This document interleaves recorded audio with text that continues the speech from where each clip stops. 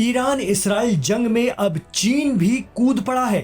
Tehran में चीनी cargo plane उतरने की खबरें आ रही हैं, जिससे ये कयास लगने शुरू हो गए हैं कि युद्ध अब और तबाही लाने वाला होने जा रहा है। कुछ मीडिया रिपोर्ट में दावा किया गया है कि चीनी कार्गो प्लेन ने अपने ट्रांसपॉन्डर बंद कर रखे थे, जिससे ये रडार की पकड़ में न आ सके। दरअसल ट्रांसपॉन्डर एक ऐसा उपकरण है जो रेडियो या रडार सिग्नल को पकड़ता है और फिर खास तकनीक से सिग्नल भेजता है। ये आमतौर पर प्लेन, उपग्रहों और कुछ वाहनों में इस्तेमाल होता है ताकि उनकी पहचान की जा सके या उनकी निगरानी की जा सके।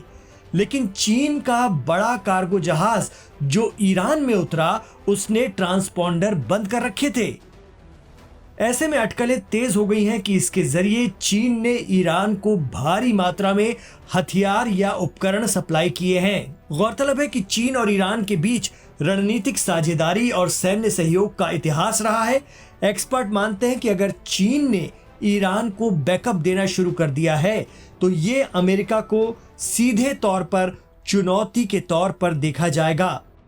इससे पहले इसराइल के जरिए ईरान पर शुक्रवार 13 जून की सुबह किए गए अटैक के बाद भी चीन की कड़ी प्रतिक्रिया सामने आई थी। चीनी विदेश मंत्रालय के प्रवक्ता लिन जियान ने कहा था कि बीजिंग ईरान पर इसराइल के हमलों पर करीबी नजर रख रहा है और ईरान की संप्रभुता, सुरक्षा और क्षेत्रीय अखंडता का उल्लंघन करने वाली कार्रवाइयों का विरोध करता है। उसी दिन चीन ने इसराइल के ऑपरेशन राइजिंग लॉयन का नतीजा खतरनाक होने का जिक्र करते हुए अपनी फिक्र का इजहार कर दिया था। Aim right, achieve big. At KR Mangalam University, we provide you the platform to turn your dreams into reality. At KR Mangalam University. जिसके बाद से इसराइल के लगभग हर शहर में ईरान ने हमले किए हैं और खासा नुकसान किया है। जानकार मानते हैं कि हो ना हो चीन की ईरान के साथ सहभागिता है, वरना हमलों की ताकत इतनी भयावह नहीं होती। हालात ये हैं कि सोशल मीडिया पर इसराइल की मौजूदा सूरत हाल की तुलना गजा से की जा रही है। इसराइल के कई शहरों में इमारतें जमींदोज हो गई हैं। कुछ मीडिया रिपोर्ट बता रही हैं कि IRGC के कमांडर ने तो यहां तक इंतबाह दे दिया है कि अब अगर इसराइल हमले बंद भी कर देता है तो भी हम लड़ाई को अंत तक जारी रखेंगे। ईरान के तेवर बता रहे हैं कि उसे उसके दोस्तों का भरपूर साथ मिलना शुरू हो गया है। हालांकि ईरान का सबसे खास सहयोगी रूस अभी भी यूक्रेन के साथ उलझा हुआ है, लेकिन माना जा रहा है कि चीन ईरान के फेवर में खड़ा हो गया है। जानकार कहते हैं कि चीन खुलकर इस विवाद में सामने नहीं आएगा क्योंकि उसके इसराइल से भी संबंध हैं, लेकिन अमेरिका को नियंत्रित करने के लिए वो ये हिकमत अमली अपना रहा है। अगर चीन के उपकरण वाकई ईरान पहुंचे हैं तो ये तय है कि IRGC चीफ की बात सच साबित हो सकती है कि अब जंग ईरान ही खत्म करेगा।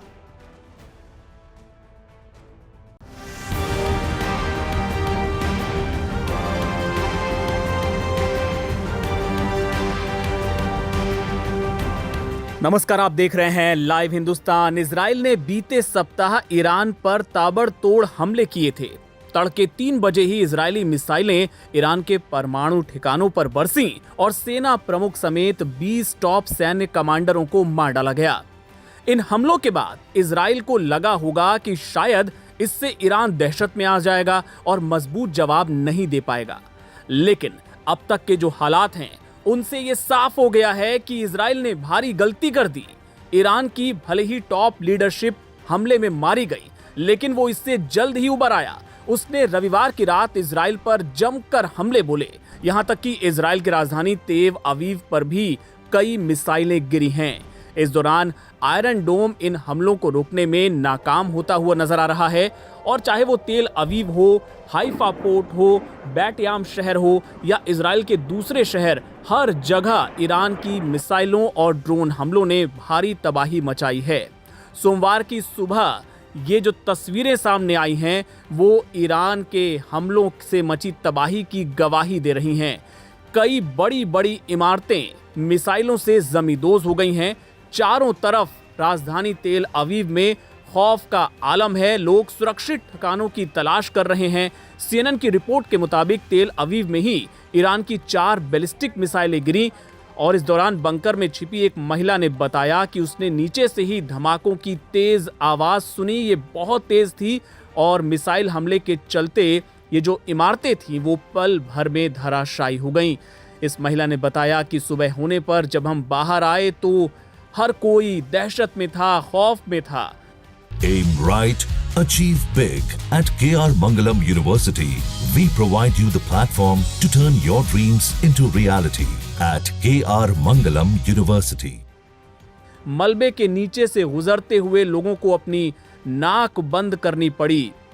इसकी वजह यह थी कि हमें डर था कि कहीं हम सांस लेते हुए बारूद को अपने अंदर ना ले जाएं। बताया जा रहा है कि करीब 10 इजरायलियों को अस्पताल में भर्ती करवाया गया, जहां 4 लोगों की मौत हो गई। इसके अलावा कई सारी इमारतें अलग अलग शहरों में गिरा दी गई हैं। इजरायलियों के घायल और हताहत होने की ये जो संख्या है ये आधिकारिक तौर पे बताई गई है, लेकिन माना जा रहा है कि ये संख्या और बड़ी हो सकती है।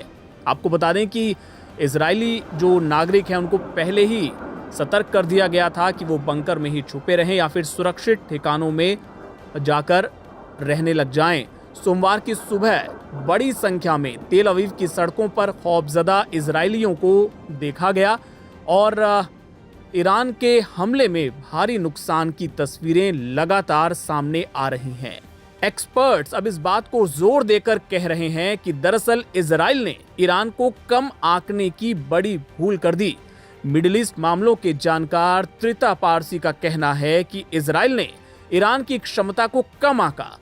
उन्हें शायद अंदाजा नहीं था कि भीषण हमले के बाद भी ईरान इस तरह से उठ खड़ा होगा। क्विंसी इंस्टीट्यूट की वाइस प्रेसिडेंट पारसी ने कहा कि इजरायलियों को ऐसा लगा था कि वो अपने हमले से ईरान की कमांड को खत्म कर देंगे। उन्हें इस बात का अंदाजा नहीं था कि ईरान इतनी मजबूती के साथ फिर से खड़ा हो जाएगा और माकूल जवाब देगा, ताबड़तोड़ हमले कर देगा। उन्होंने कहा कि आज हम देख रहे हैं कि ईरानी मिसाइलें इजराइल के अंदर घुसकर मार रही हैं। उन्हें रोकने में इजराइल का एयर डिफेंस सिस्टम नाकाम होता हुआ नजर आ रहा है। ये तमाम जो तस्वीरें हैं ये इजराइल के अलग अलग शहरों की हैं, जो लगातार लाइव हिंदुस्तान पर आपको हम दिखा रहे हैं किस कदर ईरान ने यहाँ पर तबाही मचाई है।